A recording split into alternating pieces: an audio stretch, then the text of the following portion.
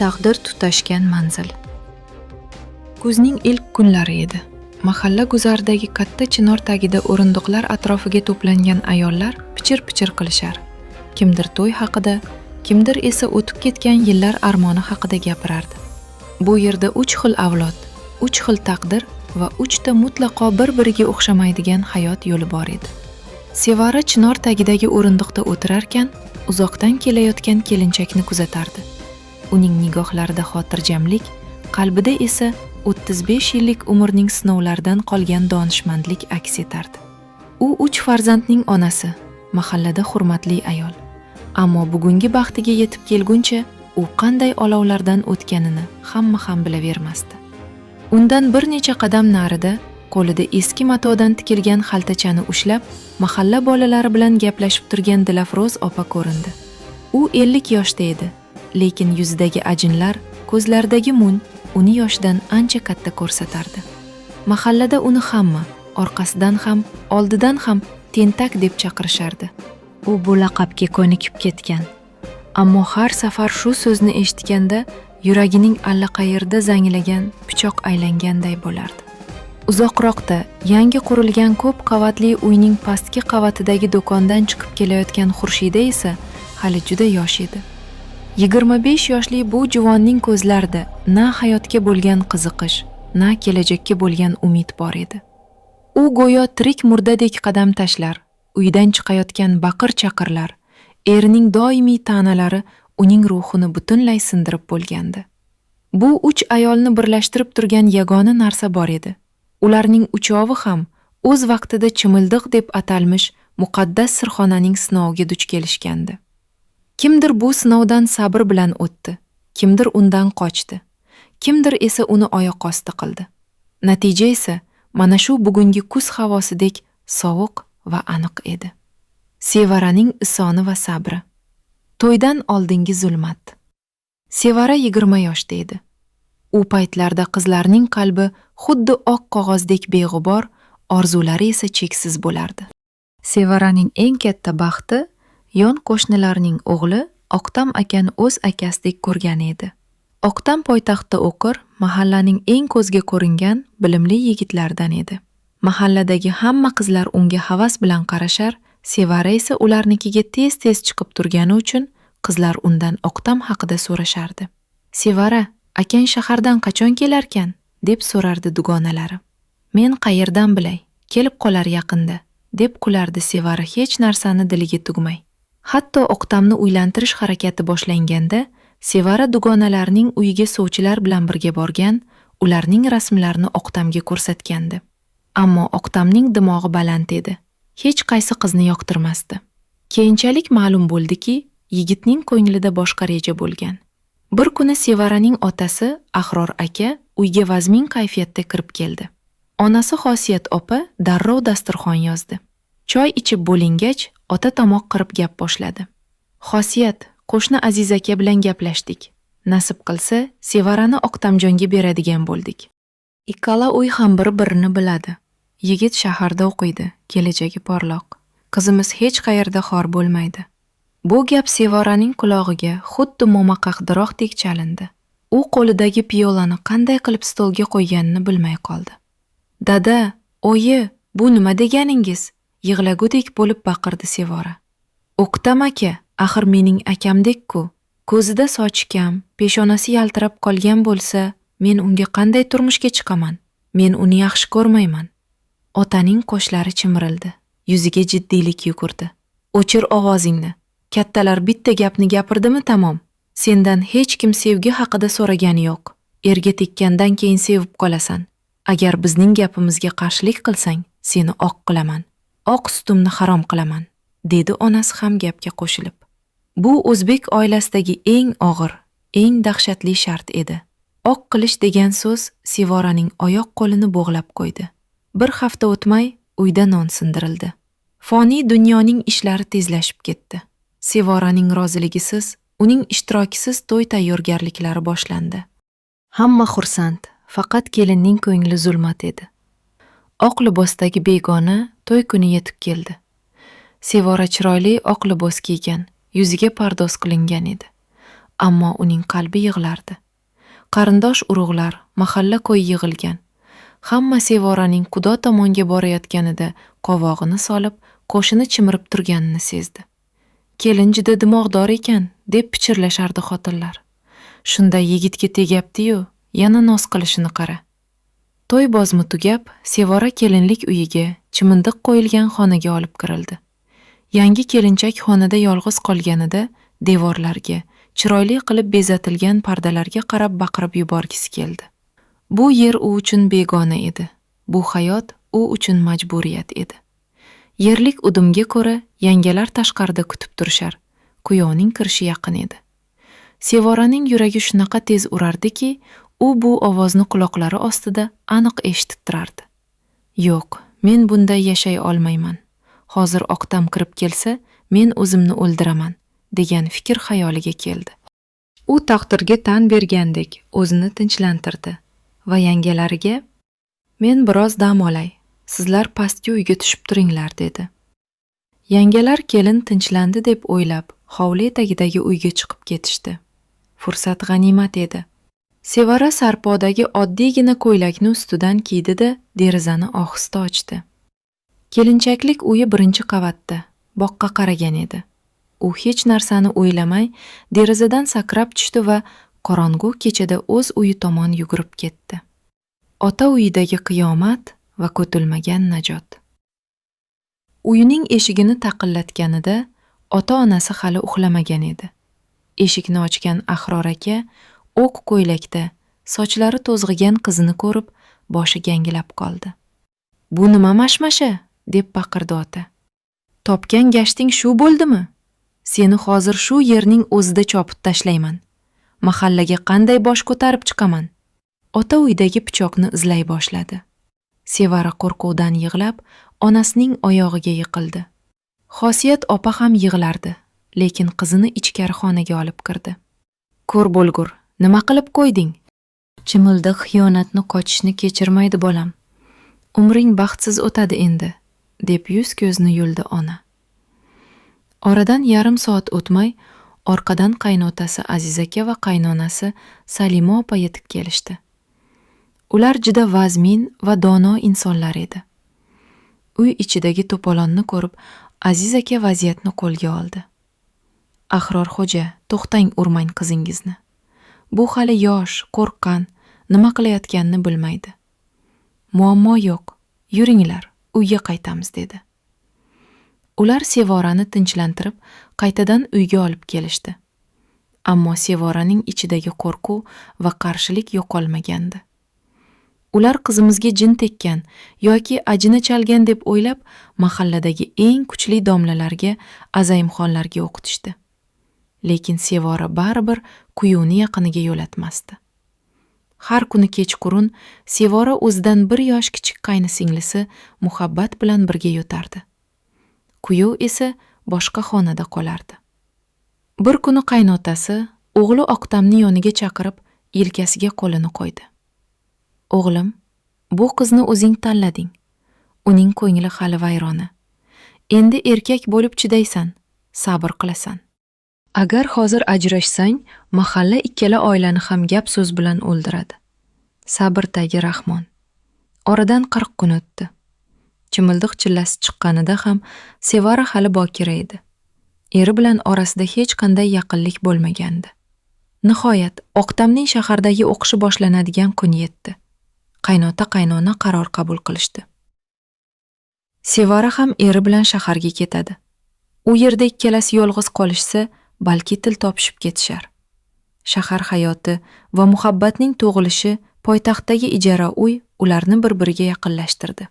Bu yerda mahallaning gap so'zi, ota-onaning tazyiqi yo'q edi. Oqtam juda oqilona yo'l tutdi. U Sevoraga hech qachon kuch ishlatmadi. Aksincha, uning o'qishiga, shahar aylanishiga sharoit yaratib berdi. Keyinchalik Sevara o'zi ham tibbiyot institutiga hujjat topshirdi va o'qishga kirdi. Shaharning sovuq kunlaridan birida Sevara qattiq shamollab, istimalab qoldi. Oqtam tuni bilan uning tepasida o'tirib, peshonasiga sovuq sochiq bosdi. Dorilarni vaqtida berdi. Sahar payti Sevara ko'zini ochganida O'ktamning uning qo'lini ushlab o'rindiqda uxlab qolganini ko'rdi. O'sha lahzada Sevoraning qalbidagi muz erib ketdi. U bu insonning naqadar samimiy, bag'rikeng va sabrli ekanini angladi.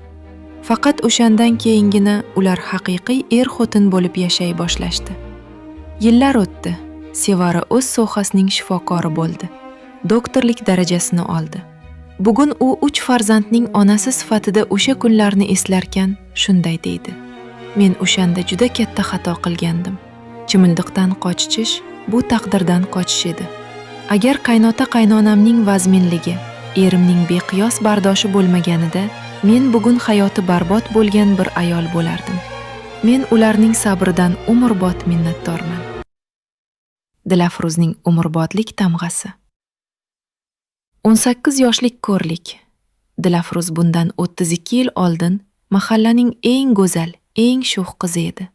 Uning uzun sochlari, kiyinishlari hammaning e'tiborida edi. Ammo u 18 yoshida o'zidan 10 yosh katta bo'lgan Erkin ismli erkakni sevib qoldi. Erkin mahalladagi avtobus ustaxonasida ishlar, puldor va o'ziga ishongan odam edi. U Dilafruzga dastlab "Men uylanmaganman, seni yaxshi ko'raman" deb va'dalar berdi. Qiz unga butun borlig'i bilan ishonib qoldi. Biroq oradan bir necha oy o'tgach, Erkinning oilasi bitta farzandi borligi ma'lum bo'ldi. "Erkin aka, nega meni aldadingiz?" yig'ladi Dilafruz ular uchrashadigan xilvat bo'ldi. "Dilafruz, meni eshit. Men u ayolni sevmayman. Ota-onam majburlab uylantirishgan. Sen bilan baxtliman. Tez orada u bilan ajrashaman va seni o'z uyimga malika qilaman" deb aldadi Erkin. Qiz mana shu yolg'onga ishonib, o'z baxtini o'sha inson bilan tasavvur qila boshladi. Vaholanki, Erkin o'zganing baxti, boshqa bir ayolning suyanchi edi. Shu kunlarning birida Dilafruzning uyiga uzoq qarindoshlardan juda yaxshi, iymonli bir yigitdan sovchi keldi. Ota-onasi yigitning oilasini, xarakterini surishtirib, Dilafruzning tegmayman deb yig'lashiga qaramay, rozilik berib yuborishdi. "Oyi, to'yni to'xtating. Men u yigitni tanimayman, unga tegmayman" deb uyni boshiga ko'tardi Dilafruz. "Hoyt qiz, ovozingni o'chir. To'y kuni tayin bo'ldi. Mahalla oldida sharmanda bo'lmaymiz. Jim o'tir uyda", dedi onasi qat'iy qilib. Dilafruz esa ichida boshqa reja tuzayotgandi. U Erkin bilan yashirincha uchrashib vaziyatni tushuntirdi. Erkin unga "To'y kuni saharda men seni olib qochib ketaman. Shahar chekkasidagi ijara uyim tayyor" dedi. Qochish va ortga qaytmas yo'l to'y kuni yetib keldi. Uyda hamma xalaqit berar, qarindoshlar to'y taraddudida yugurib yurishardi. To'ng saharda Dilafruz uydagilarga "Men hammomga tushib chiqaman" dedi-da, sochini sochiqqa o'rab, hovlining orqa tomonidagi qo'shni bilan chegaradosh kichkina darchadan chiqib ketdi. Qo'shnining hovlisidan o'tib ko'chaga chiqqanida uni Erkin mashinasida kutib turardi. Dilafruz mashinaga o'tirdi va ular noma'lum tomonga qarab ketishdi. Uyda esa qiyomat boshlangandi. Kelin yo'q, butun mahalla oyoqqa turdi. Sovchi tomon Quyuning qarindoshlari kelishganida kelinning qochib ketgani haqidagi xabar ularning yuziga tarsakidek tushildi. "Bu qiz bizni sharmanda qildi, oilasini, otasini yer bilan bitta qildi" deb la'natladi Quyuning otasi. Dilafruzning akalari, mahallaning yigitlari uni 3 kun qidirishdi. Nihoyat ularni shahar chekkasidagi bir chekka mahalladan topishdi. Akalari uyga bostirib kirishganida Dilafruz va Erkin allaqachon shar'iy nikohdan o'tib bo'lishgandi. Katta akasi g'azabdan mushtini tugdi, ko'zlari qonga to'lgandi. U singlisining yuziga qarab: "Mayli, bo'lar ish bo'libdi. Lekin hozircha uyga bormay tur. Otam seni ko'rsa, yuragi yorilib o'ladi. Sen biz uchun o'lgansan", dedi-da, nafratini ichiga yutib chiqib ketdi. Sarobga aylangan sevgi va 3 martalik ajrim Dilafruz o'zini baxtli hisoblardi. "Mana, men o'z sevgim uchun kurashdim, g'olib bo'ldim" deb o'ylardi. Ammo bu g'oliblik juda qisqa muddatli sarob edi. Erkinning xotini va ota-onasi bu ishdan xabar topgach, katta janjal boshlashdi. Erkinning birinchi xotini aqlli ayol edi. U erini pulsiz, uysiz qoldirish bilan tahdid qildi. Hatto Erkin ishlaydigan ustaxona ham qaynotasiniki edi. Erkin ikki o't orasida qoldi. Bir tomonda yosh va go'zal, lekin hech vaqtos yo'q Dilafruz, ikkinchi tomonda esa tayyor boylik va farzandi bor edi. Oradan 8 oy o'tgach, Erkinning Dilafruzga bo'lgan munosabati sovidi. U uyga kam kelar, kelganda ham ichib olib, janjal qilardi. Sen o'z ota-onangdan kechib, men bilan qochgansan. Menga vafo qilarmiding? Kim biladi, mengacha kimlar bilan yurgansan, deb ta'na qila boshladi Erkin. Bu gap Dilafruzning yuragini tirka-pora qildi. U kim uchun oilasidan kechgandi-yu? Bugun kimdan qanday gap eshityapti? Oradan 1 yil o'tib, Erkin Dilafruzni ijaro uyda bitta kiyim bilan qoldirib, o'z oilasiga qaytdi. Nikoh buzildi. Dilafruz yig'lab ota uyiga qaytdi. Ota-onasi vaqt o'tib uni kechirishdi, chunki u o'z farzandlari edi. Ammo mahalla uni hech qachon kechirmadi. Orqasidan ham, oldidan ham tentak, erdan qochgan, xotinning baxtini buzgan degan tamg'alar yopishib qoldi. U hayotini qayta tiklashga urindi. Mahalladagi gap so'zlardan qochish uchun boshqa viloyatga turmushga chiqdi. Ammo u yerda ham o'tmish tinch qo'ymadi. Ikkinchi ham uning qochib ketganini eshitib, bu buzuq ekan deb 3 oyda javobini berdi. 3-marta turmush qurganida esa yoshi anchaga borib qolgan, baxtsizlikdan ruhiy charchagan edi.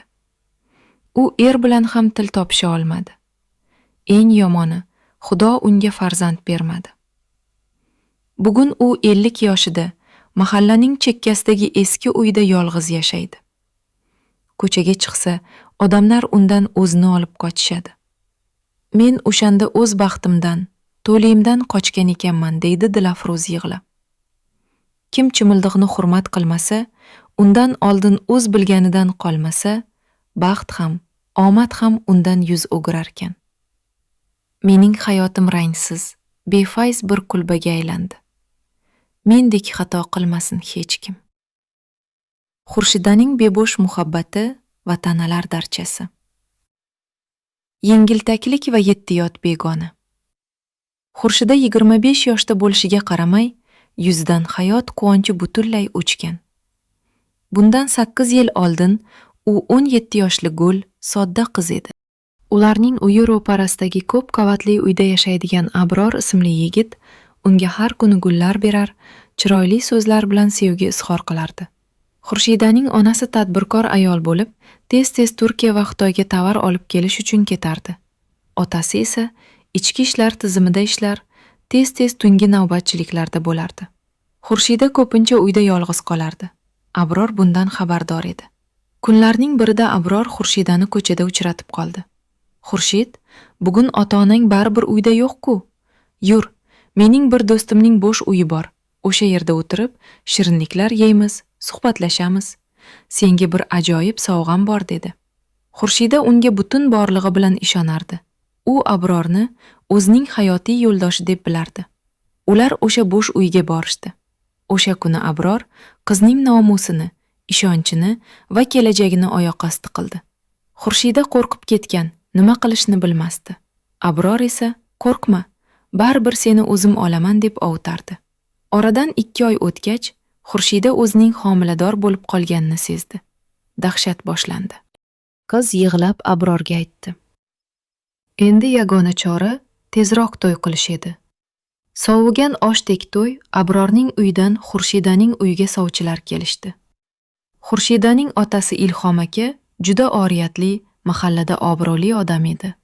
U Abrorning oilasini unchalik yoqtirmasdi. Men kelib mana shu yengiltak, toyini yo'q oila bilan xudo bo'lamanmi? Qizimga boshqa mahalladan loyiqroq yigit topamiz, dedi ota sovchilarni qaytarib. Shunda Xurshida chidolmay, ammasi va xolasi orqali otasiga bor gapni yetkazdi. Ota bu xabarni eshitganida yuragini ushlab o'tirib qoldi. U o'z qizidan bunday behayolikni, bunday xiyonatni kutmagandi. U Xurshidani xonaga qamab, rosa kaltakladi. Lekin foydasi yo'q edi. Qorin shishib borardi. To'y juda tez va sovuq o'tdi. Na to'yxonada xursandchilik bo'ldi, na odamlarning yuzida tabassum. Bu to'y xuddi jinoyatni yashirish uchun qilingan majburiy marosimga o'xshardi. Odamlar ichida kelin homilador ekan, shuning uchun tez to'y qilishdi, degan gap so'zlar tarqalib bo'lgandi. Chimildiqsiz boshlangan oilaning zahri to'ydan keyin Xushida Abrorning uyiga ko'chib o'tdi. Tez orada farzandli ham bo'lishdi. Ammo Xurshida uchun haqiqiy do'zax mana shundan keyin boshlandi. Abror to'ydan oldingi shirinsuxan yigit emasdi. U uyga kelib har bir narsadan ayb qidirar, xotinini mensimasdi. Xurshida mahallaga chiqsa, qo'ni-qo'shnilar unga boshqacha qarashar, orqasidan pichirlashardi. Eng dahshatlisi esa erining ta'nalari edi. Abror ichib kelgan kunlari Xurshidani sochlaridan tortib yerga yotqizar va shunday derdi: "Sen chimildiqqa kirmingdan oldin men bilan yotgansan.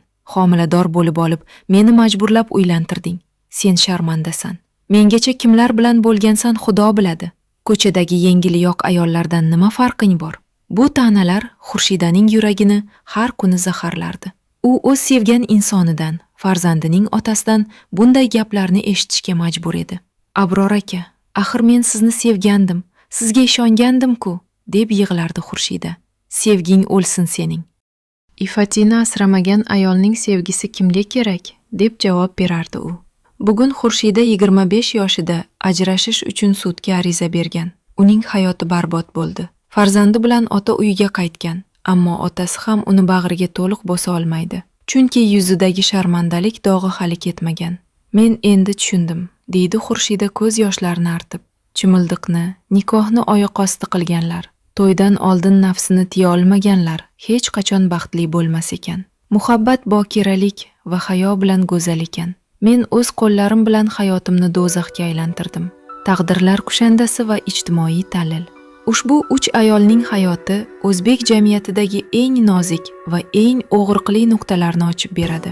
Inson hayotida shunday chegaralar borki, ularni buzish butun bir umrning zanjirband baxtsizligiga sabab bo'lishi mumkin. Psixologik jarohatlar va ularning oqibatlari. Sevara, Dilafruz va Xurshida. Ularning har biri o'z davrining va o'z muhitining qurbonlari yoki qahramonlaridir. Sevaraning muvaffaqiyati. Sevara dastlab isyon qilgan bo'lsa-da, oila va jamiyat oldidagi mas'uliyatini angladi. Uning chimindiqdan qochishi ruhiy shok natijasi edi, ammo u vaqtida to'xtadi.